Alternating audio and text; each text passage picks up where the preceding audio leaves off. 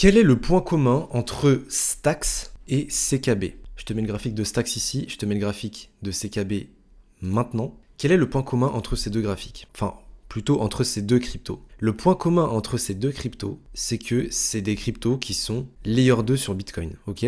Qui sont dans le narratif BTCFi. Ces deux cryptos qui se sont fait arracher. On a corrigé sur CKB de plus de 57%. Sur Stax, ça doit être 40, pareil, 40-50%. Pourquoi? Tout simplement parce que on est sur un narratif BTCFi qui en ce moment est mine de rien en stand-by. Il se passe plus grand chose, on n'entend plus trop parler. Et en fait, avec la baisse de BTC, avec la correction de BTC, cette phase d'accumulation, en fait, on n'en parle plus du tout.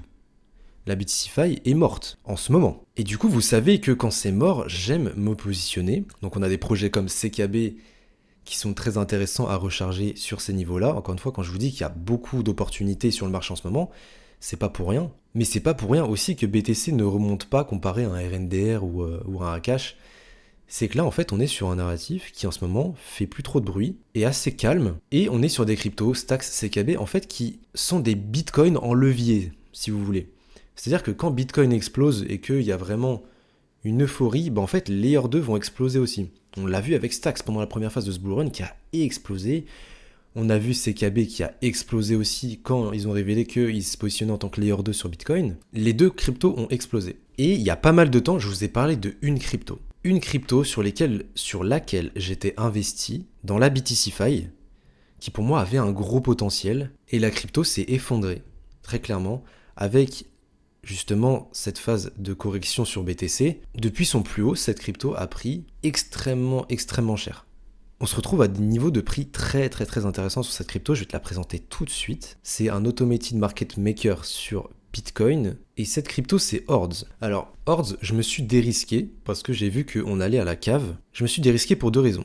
Tout simplement parce que pour moi, cette crypto n'avait pas fini sa phase de correction, de baisse. Et deuxième raison, c'est parce qu'en fait le produit n'était pas sorti. Il y a une V3 qui va arriver. Pour l'instant, elle va être en close testing, il me semble. Donc il y a des personnes qui vont la tester de manière privée pour ensuite qu'elle soit publique. Donc je me suis dit qu'elle n'avait pas fini de baisser et à raison puisque on est maintenant descendu à 0,062. Donc c'est très bas. Si on investit maintenant pour retrouver un ATH, on est à du x4 presque et demi. Donc je vous présente cette crypto pourquoi? Parce qu'on va faire un peu le bilan. On va se poser la question, est-ce que c'est intéressant là maintenant d'investir sur cette crypto pour avoir tout simplement, potentiellement, un très bon gain dessus. Hordes, je l'ai découvert quand ça avait déjà explosé. Enfin, en réalité, pour la toute première fois que je l'ai découvert, on n'avait pas encore explosé, il se passait pas grand-chose, c'était ici, là. On a explosé avec BTC, c'était mois de février. On a explosé en même temps que BTC. On a la BTCFi qui a commencé à prendre. On a le volume sur BTC qui a augmenté, enfin sur l'écosystème BTC. On a vu qu'on pouvait faire des Layer 2, qu'on pouvait avoir une DeFi sur BTC. Et donc du coup, forcément, on commence à build sur BTC. Et on a des protocoles, des cryptos comme Hordes qui ont pu profiter de cette vague de croissance sur l'écosystème BTC. Maintenant, on est revenu au même niveau que cette phase d'accumulation ici. Pour moi, Hordes n'est pas loin de son bottom et on va regarder un peu où est-ce qu'on en est. En soi, sur Hordes, rien n'a changé. En soi, les fondamentaux n'ont pas changé. On est sur un automated market maker. On va pouvoir proposer des swaps, du stacking sur la blockchain BTC. On va pouvoir bridge aussi. Et on a aussi le protocole Rune qui est intégré sur Hordes. Et là, c'est très intéressant aussi. Hordes nous a ouvert au public un stacking. Je vous en avais parlé sur la chaîne YouTube. On a du 12 mois, 6 mois, 3 mois. Des pourcentages qui sont plutôt intéressants. On a vu que le 12 mois a été rempli à fond.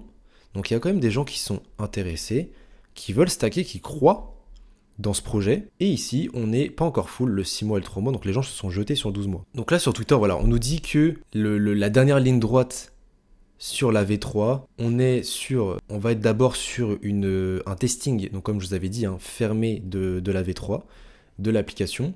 Et ensuite, ils vont la release pour le public, tout simplement. Donc en soi, les fondamentaux n'ont pas changé. Le but du projet, rien n'a changé. On va nous sortir un produit qui est encore plus élaboré, qui est encore plus avancé, avec plus de liquidité, etc. Donc cette attente, ça a pour but de nous donner un produit plus performant. Revenons à la charte, il y a énormément de gens qui se sont impatientés, on l'a vu, énormément de gens ont vendu. Il y a eu de la pression vendeuse aussi, parce qu'il me semble qu'il y a eu des early investors qui ont vendu quand leur token était unlock. Et donc du coup ils ont vendu, ils étaient en x20 les mecs, donc forcément qu'ils ont pris leur, comme tout early investors, prend ses gains, on prend ses bénéfices. Maintenant, selon moi, c'est un moment intéressant pour investir. Pourquoi ? Parce qu'il faut se rappeler quelque chose. Il faut se rappeler qu'en période d'euphorie, en période de hausse sur BTC, on sait que BTC c'est la star de ce bull run, on est d'accord ? En période de hausse et d'euphorie sur BTC, on a la DeFi sur BTC qui explose. On a les volumes sur les ordinals, on a les volumes sur les runes qui montent, ça fait parler, et les gens s'intéressent vraiment à la DeFi sur BTC. Donc, quand il ne se passe rien et que là on est sur un moment pivot sur Bitcoin, on entre dans une nouvelle ère où on va aller chercher peut-être du 80 000, du 100 000 dollars sur BTC, on sort d'une correction au 56K, on est sur un Hordes qui est au plus bas, là on est au bottom du bottom, encore une fois, là on est sur un support assez strong qui date de février 2024, janvier-février 2024, pour moi, ça serait possiblement un bon moment pour rentrer en DCA tranquillement. Et pour moi, on a peut-être bottom sur Hordes. Et donc, si on anticipe justement une nouvelle euphorie sur BTC, parce que ça va revenir, ce qu'il faut vraiment bien comprendre, c'est que ça va revenir. Si BTC explose au 100K, croyez-moi bien que tout ce qui est ordinals, machin truc, ça va revenir. C'est tout le temps comme ça. Les shitcoins sur Solana, ça revient. Les shitcoins sur Base, ça va revenir. Tout va revenir à chaque fois en période d'euphorie parce que les comportements sont les mêmes à chaque fois. Et BTC, ça ne dérogera pas à la règle, tout simplement, ça va revenir. Et donc, investir avant que Hordes sorte sa V3, avant que l'euphorie revienne, investir une somme qu'on est prêt à perdre, je pense que ça peut être très intéressant sur Hordes. Et Hordes, peut-être, peut aller nous chercher, écoutez, pourquoi pas un dollar, un 80 centimes. Et d'ici, ça peut faire, les gars, un plus d'un x10 en fait. Là, je prenais ma règle, mais en fait, il n'y a pas besoin de la règle. Ça peut nous faire un bon x10 plus. Et encore une fois, c'est un Uniswap sur BTC. Donc, s'il faut bien comprendre, c'est que BTC va prendre de plus en plus d'ampleur. On sait que c'est vraiment la star. On essaye de construire sur BTC, on essaye de build sur BTC.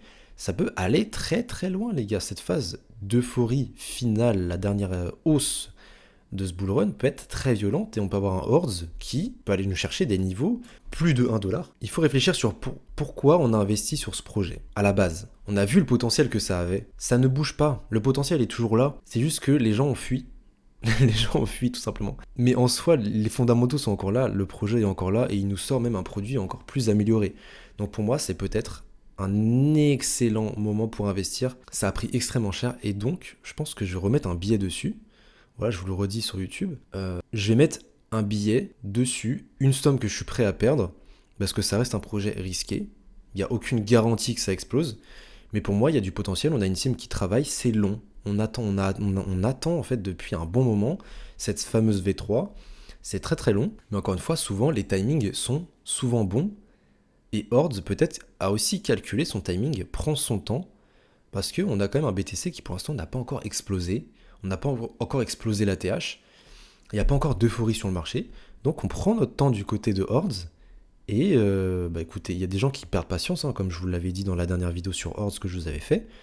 On perd patience, c'est très très long. Mais peut-être que le timing est bon. Et peut-être que là on a les meilleures entrées.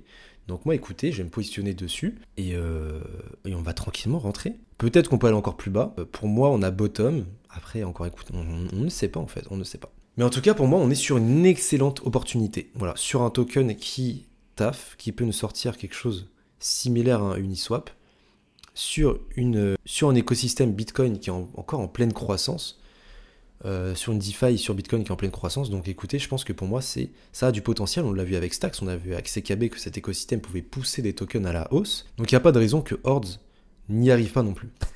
Voilà, écoutez les amis, c'est tout pour moi. Si la vidéo t'a plu, n'hésite pas à la liker, commenter, partager. Si tu veux que je te présente en avant-première des tokens que je repère, des petites pépites que je repère, n'hésite pas à rejoindre le groupe privé. Tu as aussi une communauté qui est là pour parler avec toi. On s'entraide tous et je suis très actif sur le chat. N'hésite pas à rejoindre cette communauté. Le lien sera en description et en commentaire épinglé. Et nous, on va se retrouver pour une prochaine vidéo. Ciao tout le monde.